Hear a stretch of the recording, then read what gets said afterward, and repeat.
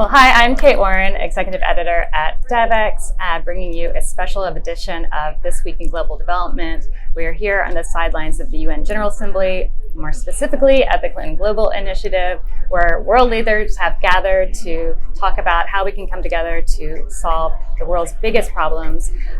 Speaking of leaders that are working to solve these problems, I'm delighted to be joined by José Andrés, who is chef, entrepreneur, founder of World Central Kitchen. What else would you add to that list? I cook for my daughters. Well, it's amazing. I want to know your tricks for how you can be in 3 places at one time, because I've seen you all over the city, and so you must have some magic tunnels you're able to use. I know the subways better than most. Great. Good. Well, yeah, something I want to talk about is World Central Kitchen. You all have a unique model within the food aid and humanitarian sector where you're not shipping, flying in food aid. You're actually working with the local communities, the local restaurateurs. So you're able to bring food that is more cost effective, more culturally relevant, and also supporting the local economy. It seems like kind of an obvious way to do it, yet that's still not the norm. Why do you think that's the case? So why haven't you seen this spread more widely? Well, sometimes big problems, they have very simple solutions, but seems humans were very good at overcomplicating the problems. For us, obviously, it's very different to be solving the hunger issues that some people face, for example, in America, the richest country in the world, but we have people that they are under the poverty and almost sometimes even hunger level.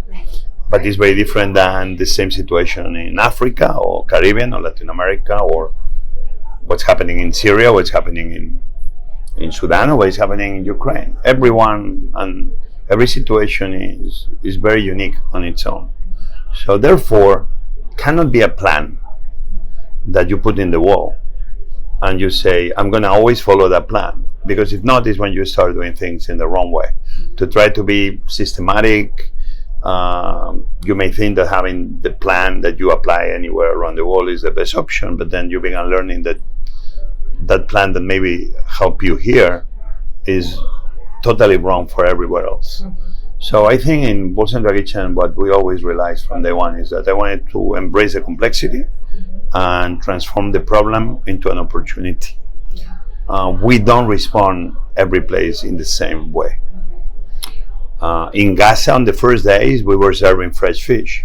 Why? Because we were able to be buying from a couple of the fish farms that, in lack of energy, as the electricity was disappearing, those tilapias, or they were consumed very quickly and very fast over next day, so they were going to be wasted. You see, we adapted and we were serving fresh grilled tilapia in the heart of Gaza.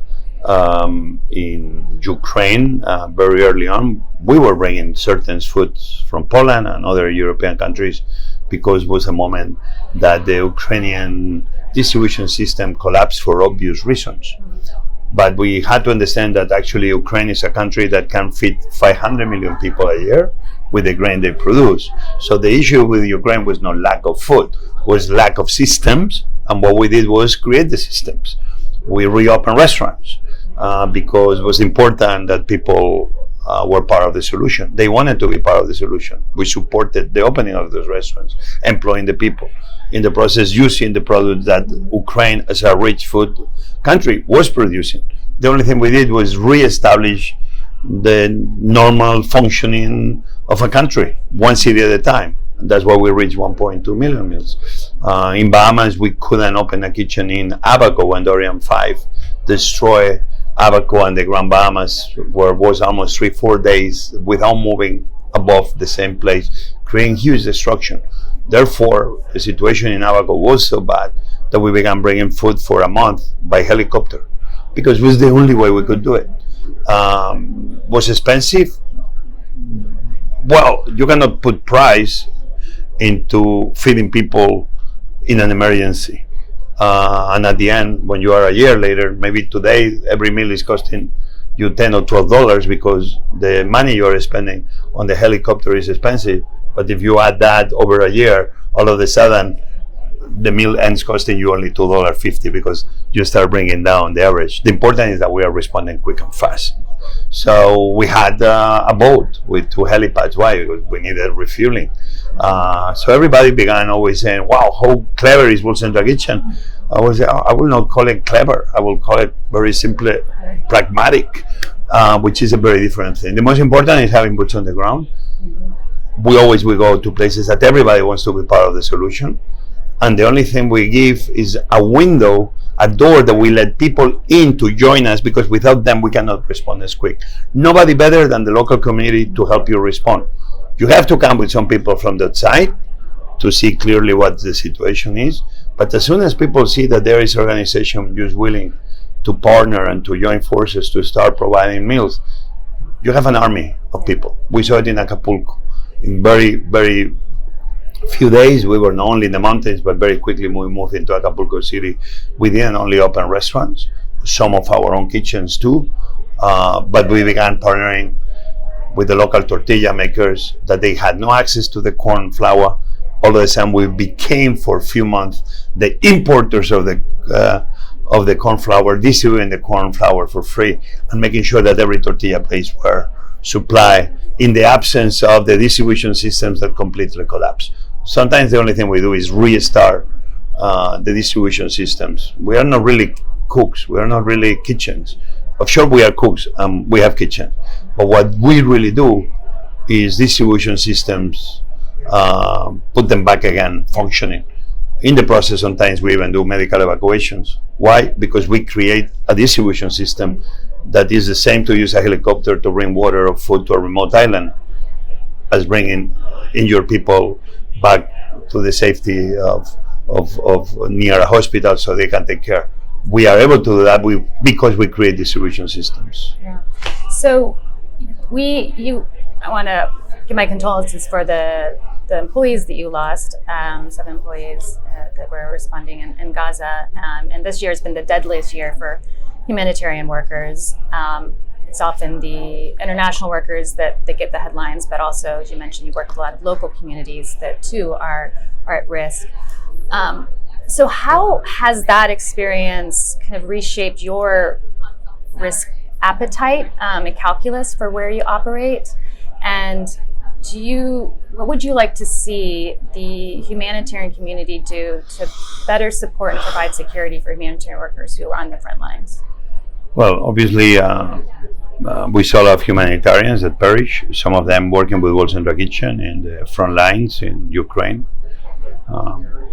Obviously, what happened in Gaza, those were long-term members and friends like Somi. World Central Kitchen, for me, obviously, I don't have to, I'm not shying away to take, in many ways, the responsibility of what happened, because if we were not there, this wouldn't be happening. But at the same time, if we don't take some risks to be next to humanity in its darker hours, those people on their own will be alone, forgotten, and anyway dying under bombs anywhere.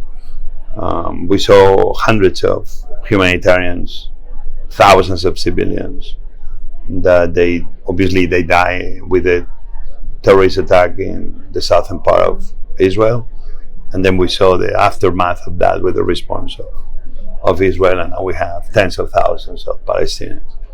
So when we began going to Ukraine, for us was in many ways a new territory. Obviously, it's people that will always do whatever they can to be next to the people.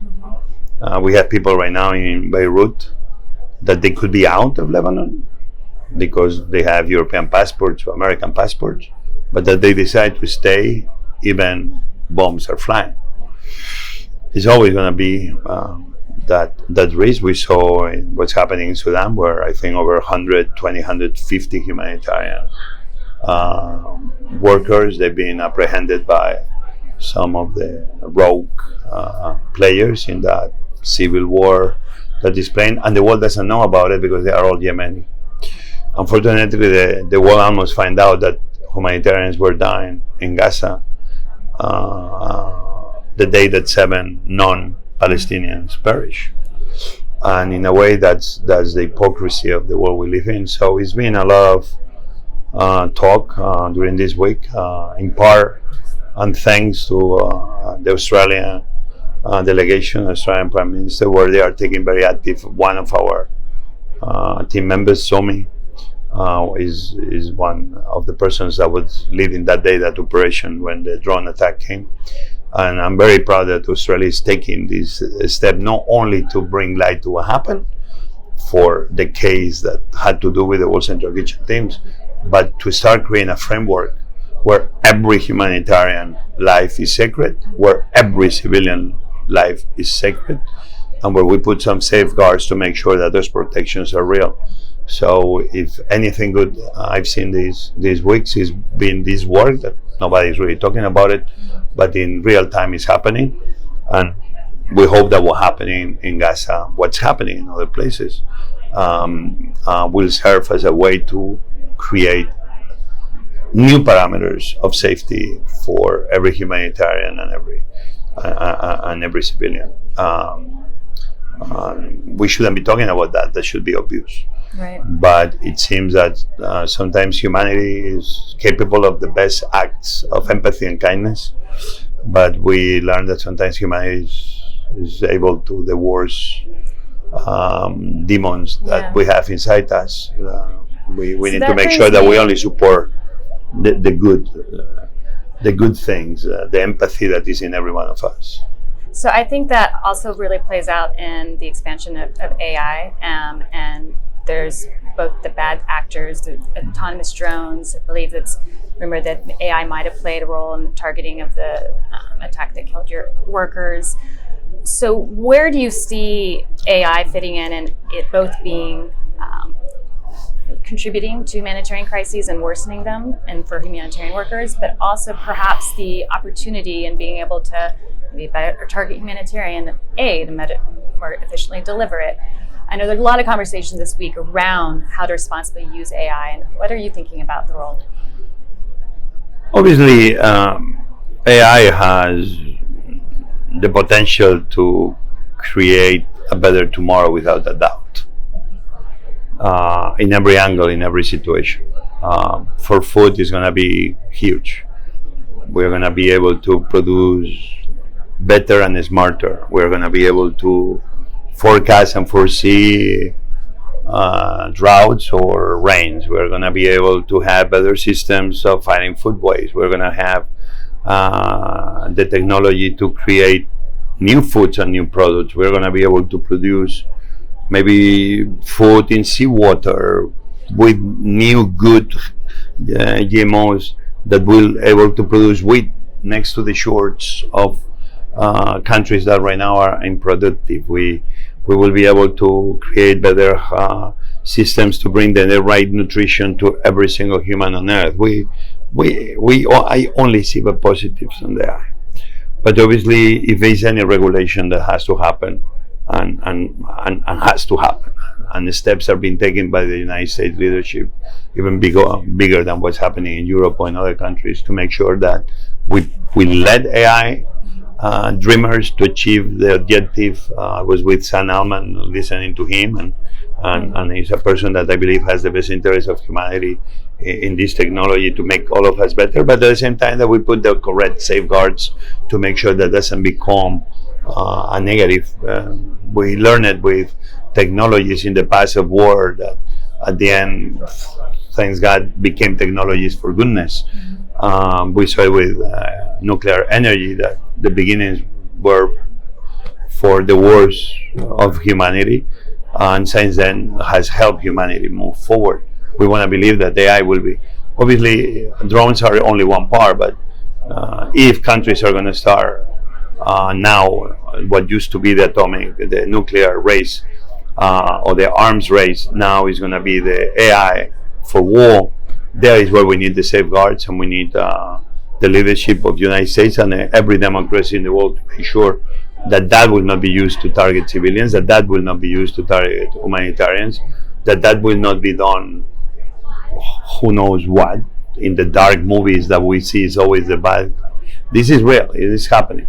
Can be entire armies of robots and drones, hundreds of thousands, that using AI will be able to attack cities or countries overnight.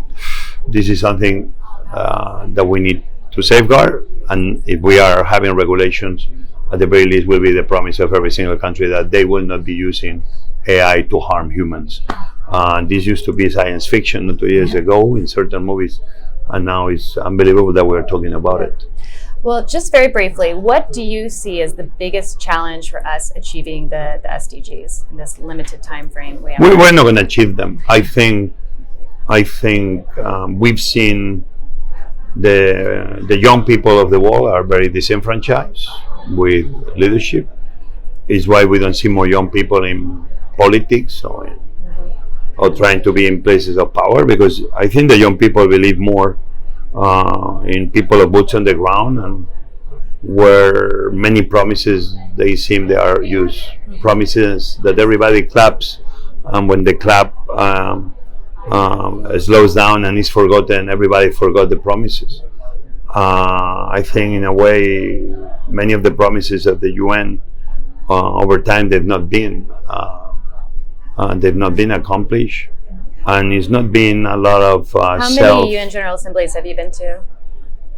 I try not to come to many because I don't know if I feel helpful. I feel helpful like when I'm with boots on the ground. Yeah. Like right now, as this General Assembly is happening, it's an army of millions of people out there doing God's work and trying to bring hope to people that are voiceless.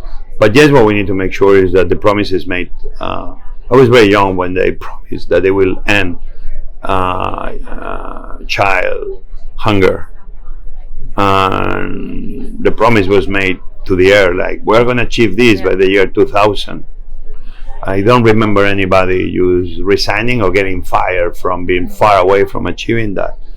And so I'm very optimistic about, and I do believe overall it's good people with good intentions. We're learning that good intentions are not good enough. Doing good and promising good is not good enough. We must do a smart good. And overall, we need to make sure that promises made have to be promises kept. If not, young people will keep being disenfranchised. They will not be joining the policy, which good policy is good politics, and the world will not be a better place because we will have people that they are almost giving up on. But I do believe, and I'm hopeful, that there's a lot of amazing young people willing to take action, but we need to make sure that we meet them. We need to give more room to the young people to be the agents of change and giving them the support. So meetings are okay, but they are only okay if out of the meetings real change happens in real time. Yeah. The urgency of now is yesterday, and especially fighting hunger and poverty is something like we fall behind. We didn't put enough money. We made a lot of promises, but not enough money behind those promises. In this DNA, money is not everything, and usually it's never about money, but then it's always about money. If then the governments don't make the right monetary commitments to solve the problems they are promising they want to solve, at the end we see what we find. What happens that in this crisis, global climate change crisis we are facing, the people that are contributing the least to the global climate crisis are the people that they are suffering the most. Yeah. Therefore, we cannot be talking about hunger without bringing people that are hungry to the table. We cannot be talking about poverty without bringing people that are poor to the table. And sometimes this is what happens. Yeah. We need to start giving more voice to the voiceless. And maybe these conferences, they need to be happening in Sudan, and they need to be happening in Yemen, and they need to be happening in Ukraine, and in Gaza, and in Israel, and in Lebanon, which is where the real problems of humanity are happening all at once. Therefore, I'm hopeful, and I think the CGI, I'm a big fan of President Clinton and Secretary Clinton. They've always been people that convey the best minds with the best attitudes towards true solutions. But sometimes with what happens in UN, I'm a little bit less hopeful. Yeah. It's too many speeches, and too many speeches that the wind takes away, and sometimes nobody makes them accountable to stick to their speeches. Well, thank you, Jose. And at Devex, we will be following up and making sure that those speeches don't just go to the wind. Great. Hold these leaders to account. So if you are interested in these issues, please subscribe to Devex Newswire, where we cover all of the SDGs. Also consider subscribing to our podcast, This Week in Global Development, which you can find on any of your podcasting platforms. And also consider becoming a Devex Pro member and supporting our journalism. We'll get access to all of our insider news, analysis, and events. But Jose, thank you so much for carving out some time. And I know you're very busy schedule this week. We really enjoyed speaking with you. Thank you. Thank you for having me.